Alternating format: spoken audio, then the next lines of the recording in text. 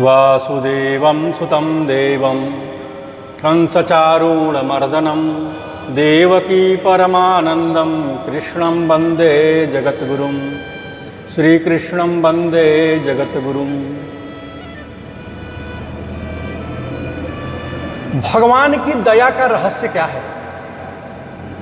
भगवान प्राणियों पर दया क्यों करते हैं?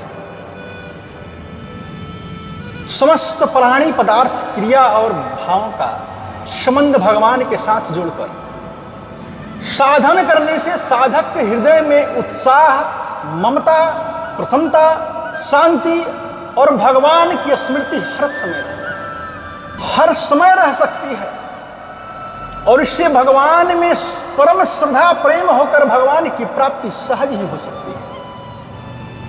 जो कुछ भी है सब परमात्मा का है, सब भगवान का है और मैं भी भगवान का हूं और भगवान सब में व्यापक है। इसीलिए सबकी सेवा ही भगवान की सेवा है। मैं जो कुछ कर रहा हूं भगवान की प्रेरणा के अनुसार भगवान के लिए ही कर रहा हूं। भगवान ही मेरे परम प्यारे और परम हितैषी हैं, ऐसी भावना होना चाहिए। और इस प्रकार के भाव से अपने घर या दुकान के कामों का अथवा किसी भी धार्मिक संस्था के काम को अपने प्यारे भगवान ही के काम को समझकर और स्वयं भगवान का ही होकर काम करने से साधक को कभी उकताहट नहीं आती है। चित्त में धैर्य, उत्साह, प्रसन्नता और शांति उत्तरोत्तर बढ़ती रहती है। यदि नहीं बढ़ती है तो गंभीरता पूर्वक विचार करना चाहिए इसमें क्या कारण है। खोज करने पर पता लगेगा कि श्रद्धा विश्वास की कमी ही इसके कारण है और इस कमी को निवृत्ति के लिए साधक को भगवान के शरण होकर उनसे करुणा पूर्वक स्तुति प्रार्थना करनी चाहिए और भगवान के गुण, प्रभाव, तत्व, रहस्य को समझना चाहिए। प्रत्यक्ष भगवान ही काम है और इसमें कोई शंका की बात नहीं है। जो भी मनुष्य भगवत गीता के अर्थ और भाव को समझकर गीता का अध्ययन करता है उसका उद्धार हो जाता है और भगवान उस पर बहुत ही प्रसन्न होते हैं। और इसके लिए भगवान कहते हैं या इमं परमं हुयाम मद्भक्ते स्वभिधास्यति भक्तिमयी पुरां कृत्वा मामे वैश्यस्य संशय न च तस्मान् मनुष्येषु कंचिन्मे प्रियकृतमः भविता न च मे तस्मात् धन्यः प्रियतरो भुवि। जो पुरुष मुझ में परम प्रेम करके और इस तरह रहस्य युक्त गीता शास्त्र को मेरे भक्तों में कहेगा वह मुझको ही प्राप्त होगा। भगवान की कथा जो है गीता का अध्ययन करके, गीता का पाठन करके लोगों को सुनाना चाहिए, लोगों को बताना चाहिए। और भगवान कहते हैं कि जो हमारी कथा को दूसरे को सुनाता है वो हमारे लिए प्रिय है, इसमें कोई संदेह नहीं है। और उससे बढ़कर मेरा प्रिय कार्य करने वाला मुझ में भी मनुष्यों में कोई भी नहीं है तथा पृथ्वी भर में उससे बढ़कर मेरा प्रिय दूसरा कोई भविष्य में होगा भी नहीं। भगवान स्वयं कहते हैं कि जो मनुष्य इन दोनों श्लोकों के अर्थ और भाव की भली भांति समझ जाता है उसका तो सारा जीवन गीता प्रचार में ही व्यतीत होता है।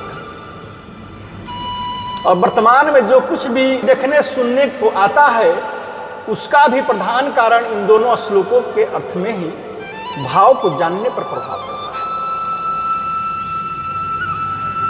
तो भगवान का काम करना, उनकी आज्ञा का पालन करना, भगवान की सेवा करना, वास्तव में इन कामों को भगवान की सेवा समझकर करने से अवश्य ही प्रसन्नता, शांति की प्राप्ति होती है। यदि नहीं मिलती है तो उसमें इस काम को भगवान की सेवा समझा ही। यदि कोई मनुष्य महात्मा को महात्मा जानकर उसके कार्य को, उनकी आज्ञा के पालन को उनकी सेवा समझकर करता है तो उसके हृदय में भी इतना आनंद होता है कि वह उसमें समाता ही नहीं। तो फिर भगवान की सेवा से परम प्रसन्नता और शांति प्राप्त हो, भगवान की सेवा से परम प्रसन्नता और शांति प्राप्त हो, इसमें तो क्या ही कहना, इसमें तो कहना ही क्या है। तो भगवान की स्मृति, प्रसन्नता, उत्साह, प्रेम और शांति नहीं रहती है तो उन्हें उसके कारण की खोज करनी चाहिए। आखिर दोष है कहां, और जो दोष समझ में आए उसकी भगवान की दया का आश्रय लेकर हटाना चाहिए। भगवान की दया सब पर अपार है, उसको पूर्णतया न समझने के कारण ही हम लोग प्रसन्नता और शांति की प्राप्ति से वंचित रहते हैं। हम लोगों पर भगवान की जो अपार पूर्ण दया है उसके शतांश को भी हम नहीं समझते हैं, किंतु न समझने में आने पर भी हम लोगों को अपने ऊपर भगवान की अपार दया माननी चाहिए। ऐसा करने से वह आगे जाकर समझ में आ सकता है। और दया इस तत्व के भली भांति समझने के लिए यह एक दृष्टांत बतलाया जा रहा है, और इस पर वह इस प्रकार है कि एक क्षत्रिय बालक राज्य की सहायता और व्यवस्था में एक महाविद्यालय में अध्ययन करता है, और उसके माता पिता उसे सदा वहीं उपदेश दिया करते थे कि इस देश के राजा उच्च कोटि के ज्ञानी योग्य महापुरुष हैं, वे हेतु रहित प्रेमी और दयालु हैं, उनकी हम लोगों पर बड़ी भारी दया है, और हम लोगों का देहांत हो जाए तो तुम चिंता मत करना, क्योंकि महाराज साहब की दया तुम पर हम लोगों की दया की अपेक्षा अतिशय अधिक है। राजा जो होता है वो पिता के तुल्य होता है, और माता पिता के इस उपदेश के अनुसार वह ऐसा ही माना था, और उस समय आने पर उसके माता पिता चल बसे, परंतु वह बालक दुखित नहीं हुआ। विद्यालय के सहपाठी बालकों ने उससे पूछा कि तुम्हारे माता पिता तो मर गए हैं, फिर तुम्हारे चेहरे पर खेद नहीं, क्या बात है, अब तुम्हारा पालन पोषण कौन करेगा? क्षत्रिय बालक ने कहा कि मुझे सुख होता, क्योंकि मेरे माता पिता से भी बढ़कर मुझ पर दया और प्रेम करने वाले परम हितैषी महाराज साहब हैं, और महाराज साहब उच्च कोटि के भक्त और ज्ञानी महापुरुष हैं, मैं तो उन्हीं पर निर्भर हूं। बालक की यह बात सुनकर वहां के प्रधानाध्यापकों को बड़ा आश्चर्य हुआ कि देखो इस बालक के हृदय में महाराज साहब के प्रति कितना श्रद्धा भक्ति है। वे प्रधानाध्यापक राज्य की कौशिक के सदस्य थे। एक दिन जब कौशिक की बैठक हुई तब वे भी उसमें उपस्थित थे, और उस दिन महाराज साहब ने कहा कि अपने देश में कोई अनाथ बालक हो तो बतलाइए, उसका प्रबंध राज्य की ओर से सुचारू रूप से हो जाना चाहिए, यही उचित है। तो कौशल के कई सदस्यों ने उसी क्षत्रिय बालक का नाम बतलाया। इस पर राजा ने सबकी सम्मति से उस बालक के लिए खाने पीने का हर प्रबंध कर दिया, और उसके कच्चे घर को पक्का बनाने का आदेश दे दिया। पढ़ाई का प्रबंध तो पहले से ही राज्य की ओर से चल रहा था। कुछ ही दिन के बाद जब राजा की आज्ञा से कर्मचारी उसके कच्चे घर को पक्का बनाने के लिए तोड़ रहे थे, तब उस क्षत्रिय बालक के एक सहपाठी ने दौड़कर उसे सूचना दी कि तुम्हारे घर को राज्य कर्मचारी तोड़कर बर्बाद कर रहे हैं। यह सुनकर वह बालक बहुत प्रसन्न हुआ और कहने लगा, आहा, महाराज साहब की मुझ पर बड़ी भारी दया है, संभव है कि ये पुराना तुड़वाकर नया पक्का घर बनवाएंगे।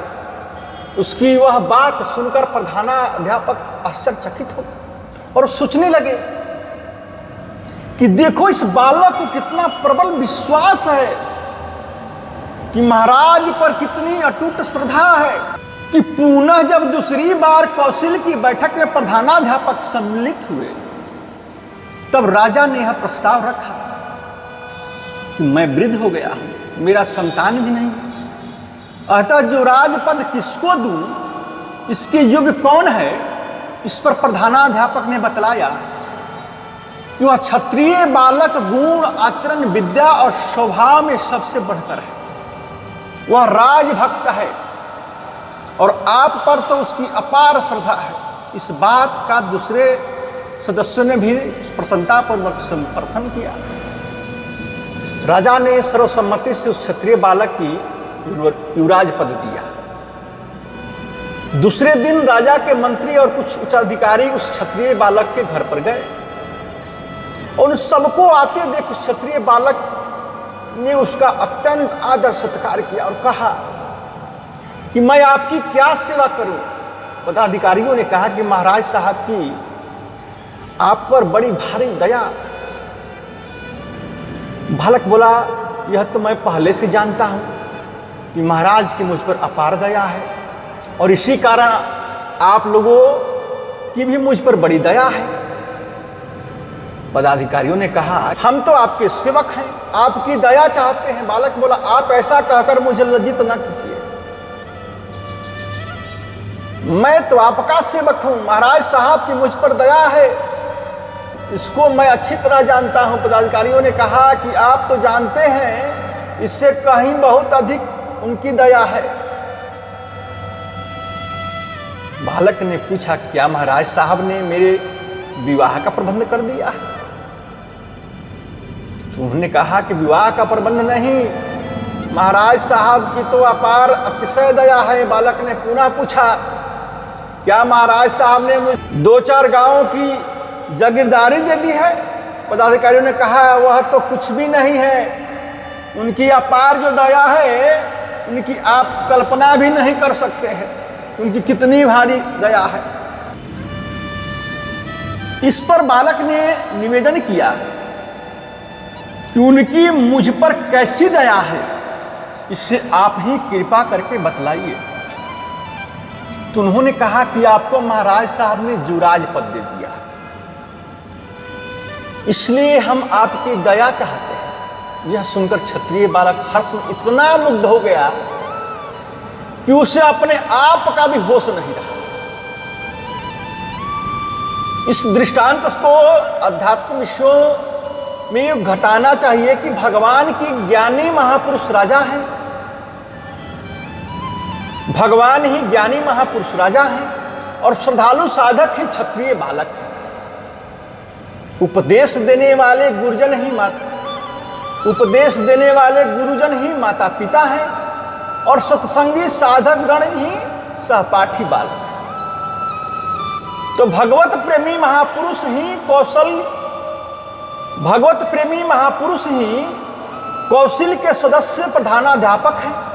तो राज्य की ओर से बालक के खान पान का प्रबंध कराए जाने का लोक दृष्टि से अनुकूल परिस्थिति की प्राप्ति और घर तुड़वाने जाने को लोक दृष्टि से प्रतिकूल परिस्थिति की प्राप्ति, समझना चाहिए। इन दोनों में बालक के द्वारा राजा का मंगल विधान मानकर प्रसन्न होने का, प्रत्येक घटना में भगवान का मंगलमय विधान मानकर प्रसन्न होना समझना चाहिए। बालक का राजा को सुहृद मानकर उन पर निर्भरता, श्रद्धा और विश्वास करना ही भगवत शरणागति का साधन समझना चाहिए।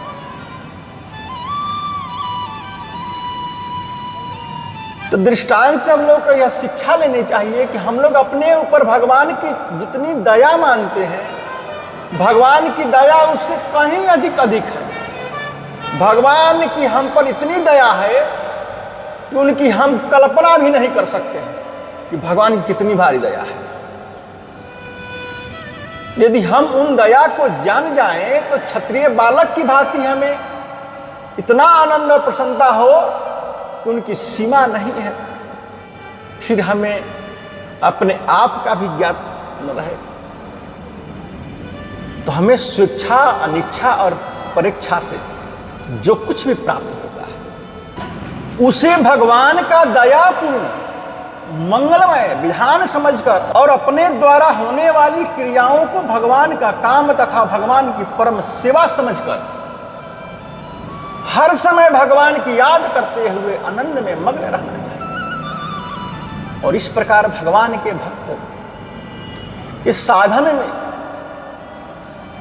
साधन से साधक के चित्त में प्रसन्नता, रोमांच, तो हर समय भगवान को याद रखते हुए आनंद में मग्न रहना चाहिए। और इस प्रकार भगवत भक्ति के साधक से साधक के चित्त में प्रसन्नता, रोमांच और अश्रुपात होने लगता है और हृदय प्रफुल्लित हो जाता है, वाणी गदगद हो जाती है तथा कंठ अवरुद्ध हो जाता है। किंतु मनुष्य जब साधन करते करते सिद्धावस्था में पहुंच जाता है, भगवान को पा लेता है, तब अमोद, प्रमोद, हर्ष आदि से ऊपर उठकर परम शांति और परम आनंद को प्राप्त कर लेता है। जैसे कढ़ाई में घी डालकर और उसमें कचौड़ी सेकी जाती है, और वह जब कच्ची रहती है तब तक तो उछलती रहती है और उसमें विशेष क्रिया हो जाती है, उसमें विशेष क्रिया होती रहती है। किंतु जब वह पकने लगता है तब उसका उछलना कम हो जाता है और सर्वथा पक जाने पर तो वह शांत और स्थित हो जाता है और स्थिर हो जाता है। इसी प्रकार साधन करने के समय साधक में जब तक कचाई रहती है तब तक वह साधन विषय अमोद प्रमोद में उछलता रहता है। वह अपने रोमांच, अश्रुपात, कंठावरोधन होता रहता है। किंतु जब साधन पकने लगता है तब हर्षादि विकारों का उफान कम हो जाता है और सर्वथा पक जाने पर अमोद, प्रमोद, हर्ष आदि विकारों से रहित परम शांति को प्राप्त हो जाता है। फिर वह परमात्मा में अचल और स्थित होकर परम शांति और परमानंद स्वरूप परमात्मा को प्राप्त कर ले।